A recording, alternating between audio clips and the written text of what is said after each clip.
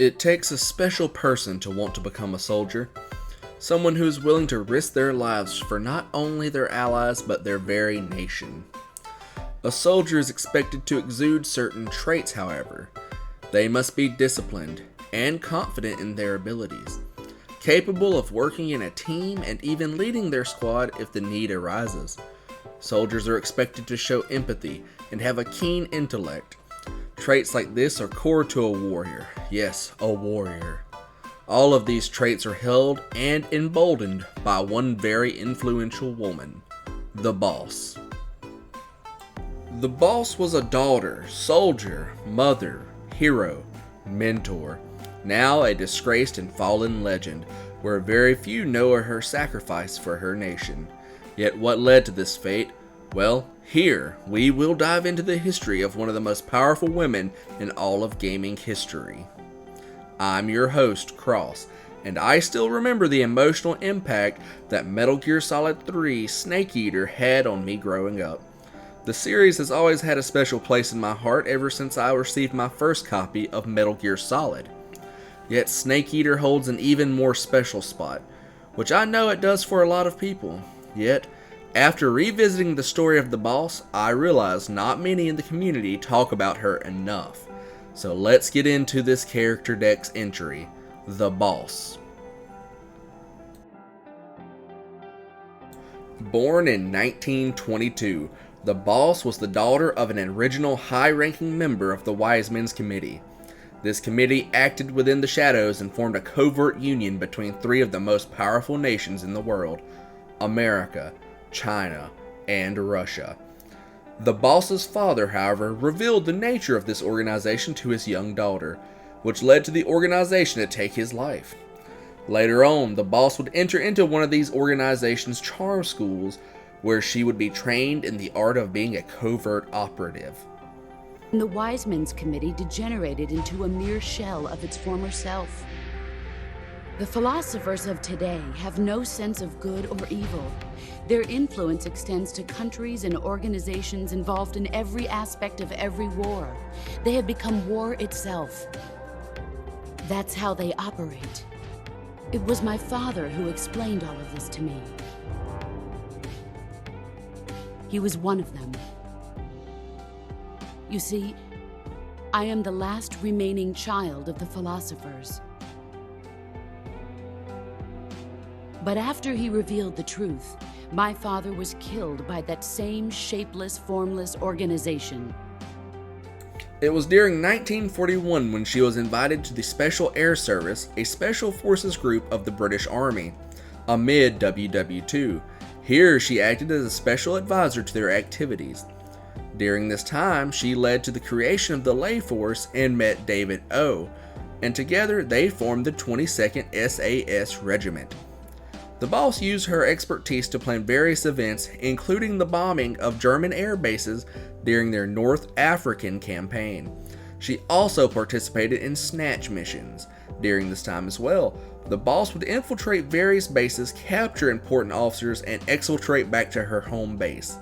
The SAS motto, "Who Dares Wins," is supposedly a tribute to her exploits during this time. Yet, amid the success, tragedy would strike on December 30th of 1941 when she lost a very close friend of hers amid an operation. She would receive that friend's SAS Winged Dagger pin from David O and wore it all the way to her grave with honor and dignity. It was sometime in 1942, a special unit was founded by the boss, at the time going by the codename The Joy. During these war efforts, the Cobra unit, which also included the Pain, the Fear, the End, the Fury, and the Sorrow. This special unit conducted several key Spec Ops missions and are credited heavily for having turned the tide of the war into the Allies' favor. During their exploits, however, the boss picked up the art of sniping from the famed sniper, The End, during their time as a unit. It is said that everyone in this unit, both old and young, looked to her as not only their leader, but also as a mother figure. Yet even with this mindset, it didn't stop romance from blossoming on the battlefield, as both her and the Sorrow fell in love with one another. Even with the danger she faced, this newfound romance, she finally attained the status Legendary Soldier and was even graciously referred to as the Mother of America Special Forces. During this time, however, she was not yet known as the Boss, as I said, and was simply known as the Joy, which was the emotion she carried into battle every time she entered into combat. We also never learn her real name. She lives and dies unnamed in the series, which I find very sad. She had such an impact on the world she existed in, influenced the future for generations to come, and never once was ever given a true name.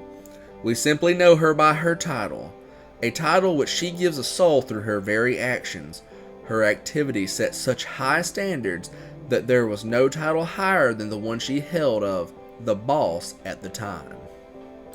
Later on, the Boss was ordered to infiltrate Los Alamos and assassinate John von Neumann, a scientist thought to be a Nazi spy working on the Manhattan Project.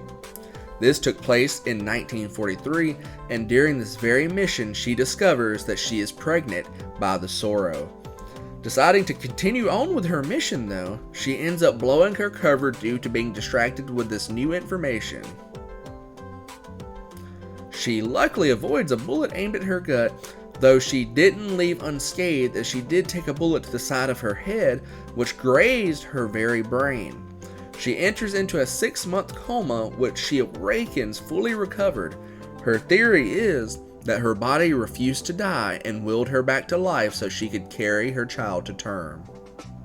Yet even with this miraculous recovery, she didn't take it easy.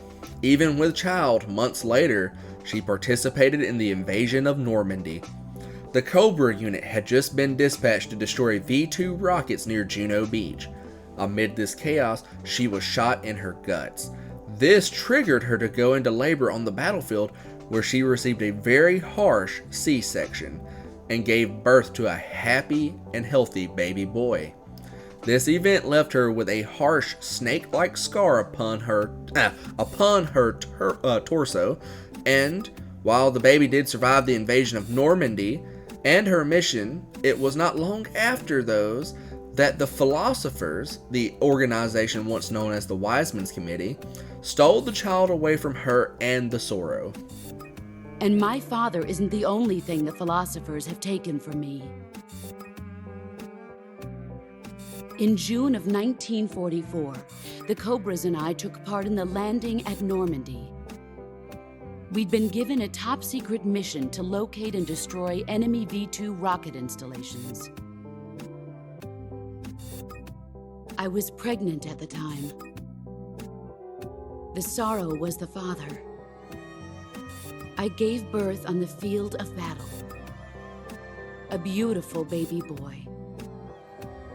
But my child was snatched away from me by the Philosophers.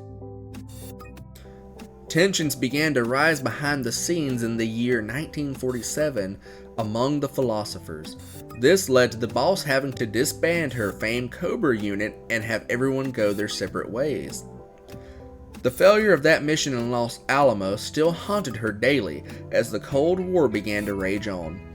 Feeling that maybe the information on John von Neumann being a Nazi spy was actually Russian misinformation, yet even if it were true, her success would have stopped the project and possibly prevented the Cold War between America and Russia. On November 1st of 1951, the Boss was involved in atomic testing in Nevada. Here, she was exposed to intense radiation, which rendered her completely infertile. With having her only child stolen away, and now her ability to bear more children also stolen away, she still continued to serve her nation and in turn, the Philosophers. And snow is exactly what I saw in that Nevada desert. It froze my blood white. It was sometime in 1951 though. The Boss had met a 15-year-old boy named John. She was drawn to this young man as apparently he had similar experiences to her, though I feel her maternal instincts drew her towards John at first. She spent nearly a decade in his company training him and basically raising him into adulthood. During that decade, she developed CQC with him. this time spent together formed an inseparable bond between the boss and John, also known as Jack, a nickname seemingly given to him by the boss. Sometime in 1957, she went to Fort Bragg in North Carolina and is credited with the development of the Halo jump. 2 years later, though, in 1959, the boss was forced to leave John behind. Orders had come from the very top, the president. She had been drafted into a new top-secret mission on June 12th and involved the need to recruit Russian dissidents who actively opposed the Communist Party, which dominated the single-party nation of Russia. The goal, however, was not to dethrone their rival nation, but to seemingly discredit them and their space program. Yet on this mission, the boss was alone. She had to steal and sabotage Soviet space projects as the CIA disagreed with the fact of direct involvement. This forced her to use spy channels owned by the philosophers for the very first time. Yet once she showed some success, the CIA was quick to take over the mission and take credit for themselves. Later in the year, the boss caught various discrepancies within the files she was getting passed to, and attempted to alert the CIA. Yet of course the government agency was vastly incompetent and believed her to be trying to weasel her way into receiving the glory for herself, over them getting the so well-deserved pat on the back for all the work they had done. This, sadly, is not an uncommon event in the real world itself, not just the game world, but the real world. The boss, however, didn't take it lying down and decided to infiltrate the Soviet Union. Not just a simple base, but a nation. She didn't have any support and finally infiltrated OKB-1, a Soviet research facility. Here she found out another harsh truth. Her hard work had been undone by none other than the incompetence of the CIA. She had conveniently placed a sleeper agent among their ranks, just for him to defect to the Soviet Union entirely, because of course, the CIA had begun to pocket large portions of his paycheck. Yes, the government agency knows no bounds of corruption, even in events which could determine the fate of the world. Then, get this, once the boss sent in the official facts of Sputnik 5 to NASA, the CIA began to blame everything that went wrong in this operation on the boss. This corrupt agency, which had no hand in planning the sleeper, only joined to take the credit, and then as soon as they screwed up, they quickly put their tail between their legs and blamed it on someone else. They basically destroyed the mission and received no punishment, all to appeal to the newly elected president, John F. Kennedy. Later on, the boss met Strangelove, an AI scientist, when she was elected to join the Mercury Project. Sometime before April 12th of 1961, the boss became the first woman and person in space, and was the first American in space. While she was up there, she saw the Earth as it was. This sight gave her hope, no, not just hope, but a dream, of uniting the world as one. She, however, suffered yet another tragedy when on her return flight home on April 12th of 1961, the window on her capsule caused her to veer way off course and crash land in the ocean. Here she suffered severe burns from both radiation and the heat of re-entry into the atmosphere. She was hospitalized and once again entered into another coma for another 6 months. Officially, she sustained her injuries amid the CIA's botched Bay of Pigs invasion in Cuba, because they just can't do anything right. I mean, come on. Every time we turn around, the CIA is just screwing up this universe. And I mean, look at the reality. After recovery, the boss, alone and resented by both the philosophers and her nation, America, was forced to cover up her space adventure due to the failed re-entry and had to sit by and admit defeat to the Russian successful space flight. The philosophers, however, turned their back on her after having found out about her spy she planted in 1959, using their channels of all things. All branches of the philosophers then refused to aid her in any way, shape, or form. In 1962, however, the boss was sent on a mission to kill the Sorrow. the father of her stolen child and her old lover and squad mate. In truth, the philosophers had arranged this so that only one of them could walk away, the joy or the sorrow. They achieved this by threatening to kill their child if they refused to comply. Together, they met on a bridge among the Virgin Cliffs in the southern region of the Soviet Union. They discussed their actions. Together, the two of them decided it would be best if the sorrow was the one to die. The boss reluctantly shot him directly in his left eye, causing him to fall over the bridge and into the river below. Later that year, however, former SAS member Zero, also known as David O., reached out to her to join his new CIA-like unit titled Fox. The CIA was so incompetent that they had to make a second CIA. It was in the year of 1964 when the boss was ordered once again to participate in a special operation. Recover the philosopher's legacy in a mission that would be known as the Virtuous Mission. Utilizing the philosopher spy networks once again, she traded her way into the sights of Colonel Volgin, who suggested that she defect and learned of Nikolai Stepanovich Sokolov, along with a secret project, a new nuclear weapon. Within a month after having been greenlit by the CIA director, she participated in the Virtuous Mission. Here she reunited with John, also known as Jack to her, who was now operating under the alias of Naked Snake. She acted as radio support for her young pupil during this mission for him, misleading him on his journey that she was in the Atlantic Ocean. Or maybe the Arctic Ocean, sorry. Anyway, she was being as honest as she could be to provide mission support. Once her pupil had made contact with Sokolov, she cut contact and later ambushed her young pupil.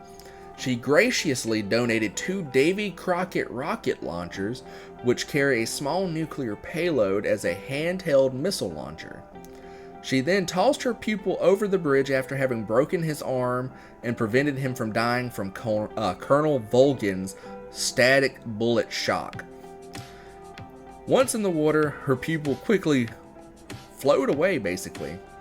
This is where her story moves from hero to the fallen legend, as Volgin decided to try out his new toys unexpectedly. This causes the boss's mission to be drastically altered as the Soviet Union began to scramble, attempting to figure out who detonated a nuclear missile on their soil. All eyes turned to America. These unforeseen actions led to a newer mission, titled Operation Snake Eater. She understood her fate and resigned herself to death, as she acknowledged she would need to die to save the world, and have her very reputation as a war hero slandered to do so. She even took the time out of her night on Snake's landfall to go out on a horse, beat him with CQC just to set the tone that he would need to kill her. This woman went out of her way to beat someone so they wouldn't try to save her. Though, is that the only reason she did this? She actually used this very event to plant a transmitter on her pupil so that she could track all of his movements and subtly help him on his mission to kill her, while also using the excuse to continue to stay in Volgin's good graces. One by one, she watched her pupil kill off her old allies. She even participated in torturing him as well. Yet, her cover was almost blown when her transponder was discovered. Colonel Volgin gave her the opportunity to cut out his eyes so that she may remain in his good graces. However, her attitude frightened Colonel Volgin, showing just how powerful and threatening she really was. As she goes to cut out his eyes, however, Eva, also known in this instance as Tatiana, prevents her, leading to an altercation where she ends up later having to shoot the transponder back into Snake's leg. During this time, Revolver Ocelot actually ends up accidentally taking one of Snake's eyes. Later, when her pupil was off defeating Colonel Volgin, she took it upon herself to ensure that Groznygrad and Granny and Gorky, along with the final portable missiles, would be destroyed. Note that I probably pronounced those very wrong and very badly, and I apologize. Anyway, she single-handedly destroyed 2 major outposts before leaving to wait for her death amid the white flowers of Rokovaj Barrage, also known as either the Fatal Shore or the Lake of Destiny. Again, I probably butchered that name. Well, no, not probably. I know that I butchered it. Here, when confronted with her pupil, she informed him of her very life, from the lies used to cover up the failed US government projects. Telling him of the Mercury project and her involvement, she even goes as far to order Russian bombers to bomb the region she's in so that Snake would be forced to kill her to escape, and even finish the mission. And to do so, he had to do it before 10 minutes had passed. After a short fight where she constantly supported her pupil every step of the way, know that her intent was to in fact kill him. She finally fell to her disciple though. In a final act, she gave her student the Philosopher's Legacy microfilm, finally completing her own original mission, and then gave Snake her very own weapon, the Patriot, so that that weapon could be used to finish her off. While looking up at her own weapon and her own student, the shot rang out and she was finally dead. Her horse mourned her loss while Snake clearly witnessed the spirits of both the boss and the Sorrow reunited at last. They fade away together in peace.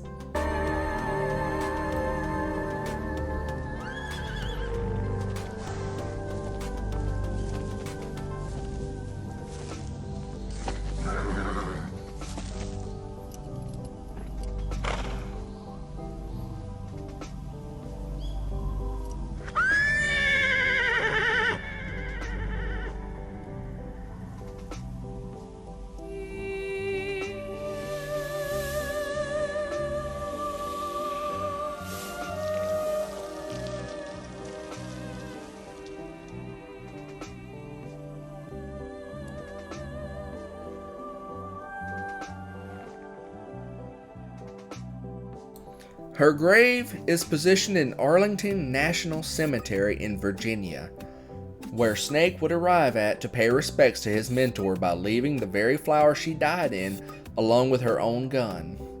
The epitaph on her grave reads, "In memory of a patriot who saved the world," even though her legacy is publicly tarnished and her final act having her labeled as a traitor to her own nation. Her legacy, however, continues on to this very day.